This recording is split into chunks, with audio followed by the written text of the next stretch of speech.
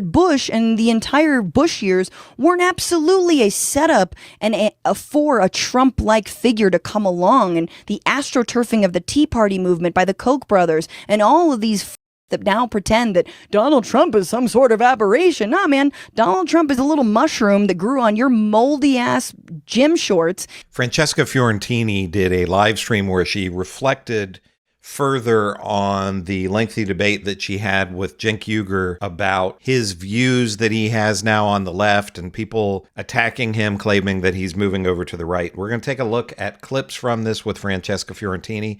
I want to share my thoughts about this, what I think is going on here.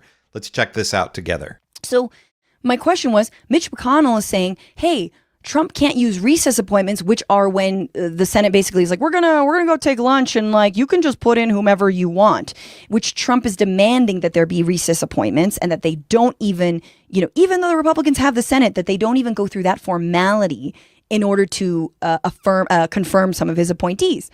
So my question was, Mitch McConnell is against that. Mitch McConnell's like, no, we still gotta go through the candidate. Like, he still wants to do that one thing because he knows it's basically going to be just like it's all just a dog and pony show. It's basically going to be a rubber stamped operation, but he wants to go through with it. So that's establishment. That's a norm. Are we for that or are we against that? And Cenk didn't have a very clear answer. Should increase corporate taxes. That doesn't mean Steve Bannon is an angel, but what it does mean, or anywhere near it, but what it does mean is that idea of populism and anti-establishment, et cetera, is spreading throughout the right wing. That is an amazing opportunity for us to actually coalesce on economic populism that they now believe in, even if their leader doesn't, right? So that's point one, and it's super important. So he's saying he says they're not an angel, Bannon and Carlson, but we can use that to come together and find common ground, even if their leader is not a populist. It's like, there's just a lot happening there. Two is, in some ways, that individual corruption is worse, and in some ways it's better. So how's it worse? So Miriam Adelson gives, 130. So here we're talking about, like, is it better to be paid, by like $750 million by just a couple of people than be paid $750 million by like 15, 20 people? So I got ahead of myself a little bit, but let's watch this. $7 million to Trump, and Sheldon Adelson had given him $200 million in previous campaigns. So he delivers foreign policy to the Adelson family, right? Right. Moved our embassy in his first term. Now he's thinking about allowing the annexation of northern Gaza and the West Bank. And you saw me fight tooth and nail against Trump, because that's what I was really, really worried about, that he's going to go and be extreme and radical to serve his top donors. On Elon, he handed all of domestic policy to him. So that's how it's worse. How in the world could it be at the same time a little bit better? Well, the way that it's better is that it's not a machine, it's chaotic. So it's one guy here and another person there, but the other person disagrees with Miriam, and then Trump doesn't quite know what to do, and he listens to the last person in the room, but he also kind of listens to his base. We've got chaos there, and chaos is way better than a machine. Okay, this is where I truly disagree with him. I wasn't able to articulate just how much I disagree with this, but chaos is way better than a machine. I just really beg to differ. Like, I'm like, if you're gonna do fascism, just like, here's a more concrete example. Child separation was never the point of Donald Trump's asylum, like his asylum policies at the border. Meaning, when Stephen Miller, finally enacted his little plan that he'd been, scrawling in his blanket fort, it wasn't like, and then we're going to take the children and we're going to separate them from their families and we're going to ship them somewhere else, and then they're probably never going to see their parents again. They won't be able to reconnect with them. It's going to be really difficult.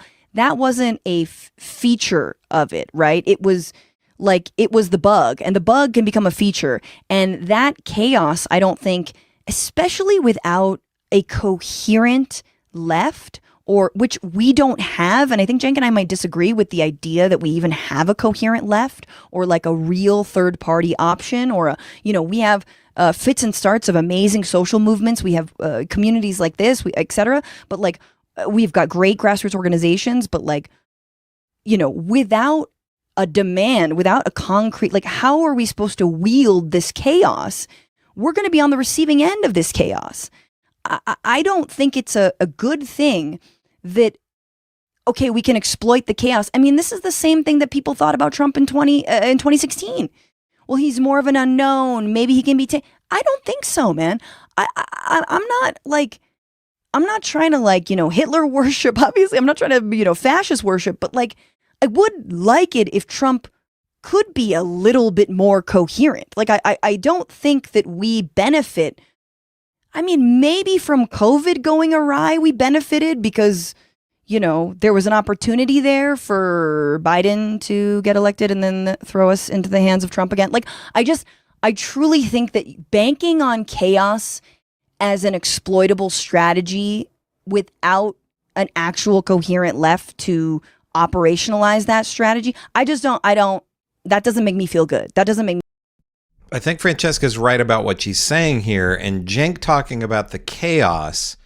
I mean, we're seeing the chaos right now with MAGA being upset with Trump and Elon and Vivek because they're talking about that they favor immigrants coming in essentially for tech jobs with legal visas.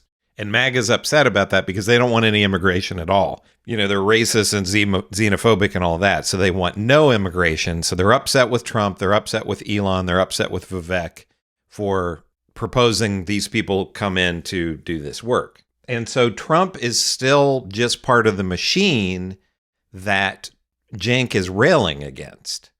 It doesn't appear that we're going to get chaos and Trump is going to say, and I'm not saying this would be a good thing. This is what MAGA would like.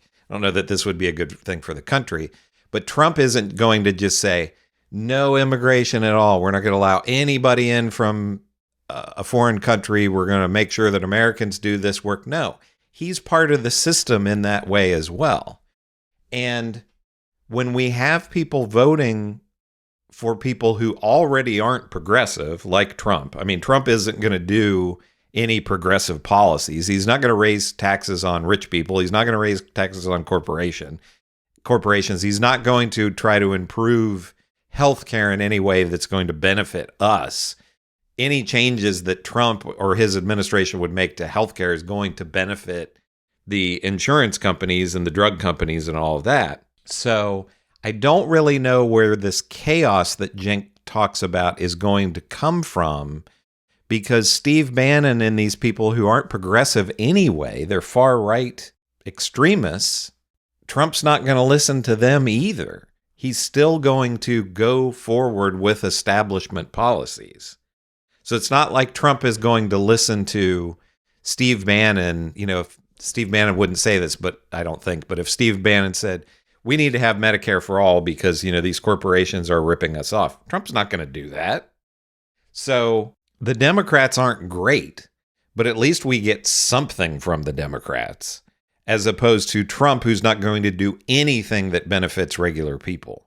The Democrats are going to throw a bone here and there to regular people, eliminating some student loan debt, or, we actually got Obamacare, which has a lot of problems, but it was still better in some ways than what we had before. Nowhere near what we need, but Trump isn't even going to do that. Trump's not even going to protect things like pre-existing conditions.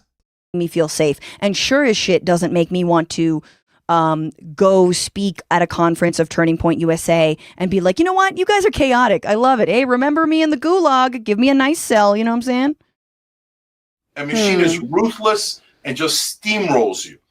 So I think that's worse than the McConnell-Biden era. Nothing. Okay. I do want to talk about the McConnell-Biden era and establishment a little bit more, but just on that, I feel like my very first question to you is, well, what are you doing? I feel like that's the most cogent answer I've gotten from you that I could sort of get on board with, which is exploit the chaos to turn MAGA against Trump.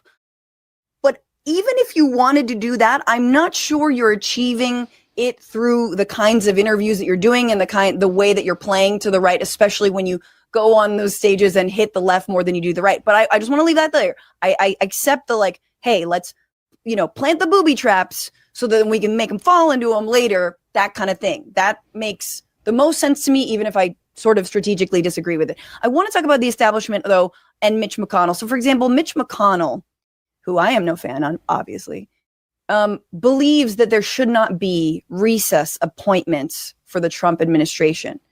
Would you say that that is establishment, ergo you are anti that and anti-establishment? Mitch McConnell is against recess appointments. Yes. So that one's a super tough one because sometimes the establishment will block something. Like if Bernie was president and he wanted to put in Stephanie Kelton as Treasury Secretary, I actually would disagree with that. But I put that as an example. The establishment would say, no way, and they would block it with everything that they have. There is a scenario where I would say, Bernie, do a recess appointment, right?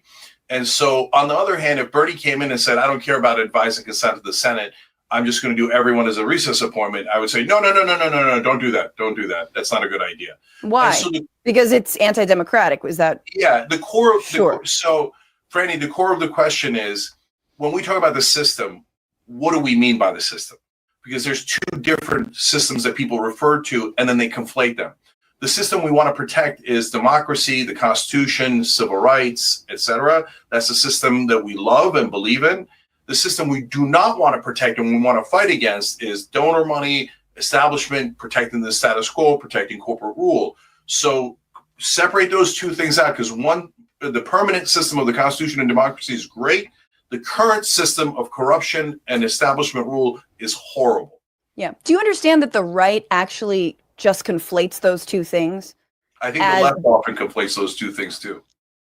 Well, okay, so you would be in favor of Donald Trump doing recess appointments, or you wouldn't in this case? So if he's doing blanket recess appointments, I'm against it. I always think shoe on the other foot. That's why I brought up. There's no answer here. I'm like, are you for recess? Because if you are against it, then you're with Mitch McConnell, which is the establishment, which you hate, which you loathe. And then, I talking about Project 2025, which we do in a little bit. But it's like, yes, Mitch McConnell is awful, but also he thought the coup was wrong. And I'm not out here saying like, we need a strong Republican Party.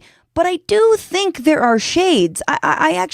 I don't think that one shade doesn't use the other as a Trojan horse to get the stuff they've always wanted done, meaning Mitch McConnell using Donald Trump or Liz Cheney or Adam Kinzinger or any of these people. Nor is it that Bush and the entire Bush years weren't absolutely a setup and for a Trump-like figure to come along, and the astroturfing of the Tea Party movement by the Koch brothers and all of these fucks that now pretend that Donald Trump is some sort of aberration. Nah, man, Donald Trump is a little mushroom that grew on your moldy ass gym shorts that you have been shitting in. Okay, this is again the analogy, but you know what I'm saying? Like Donald Trump is your own creation. He is your Frankenstein monster. Okay, you're Frankenstein.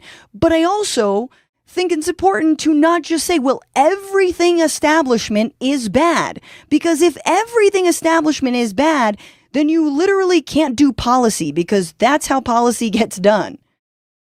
I think Francesca is right about this as well. The chaos that Cenk is talking about in the first term of Trump was chaotic, and we're not even into the second term yet, and there's already chaos with these immigration policies.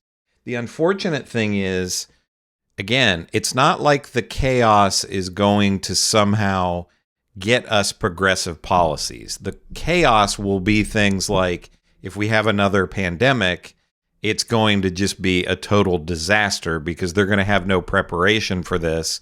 And they're just going to say, just let the states do whatever they want to. And many more people will die than should have, just as many people died in the pandemic during Trump's first administration. So I still don't really get where the chaos is going to be all that beneficial. If the chaos kept them from getting tax cuts for the rich passed, or tax cuts for corporations passed, or deregulation that hurts us, yeah, that would be great. But I think the chaos is, could be much more dangerous for us if there's another pandemic, or if Trump's administration starts a war. It could be very, very bad, but there's no way that that MAGA is going to put pressure on Trump to try to do something progressive. And even, the pressure that they may try to put Trump on now, Trump doesn't need their vote anymore. I mean, he's gotten their vote, so he can do whatever he wants. So he is going to do whatever benefits his rich donors and himself the most. That's it, simply. So if Cenk really believes that this chaos will somehow be beneficial to get positive things done, I just don't understand how that would ever happen. But let me know what you think in the comments about all of this. Go to the Bitchuation Room and watch this entire live stream on Francesca's channel. It's an hour long, and she's been doing really, really great work. So go there and subscribe to her channel. It's absolutely one of my favorites. This is Chris on Culture. I will see you in the next video.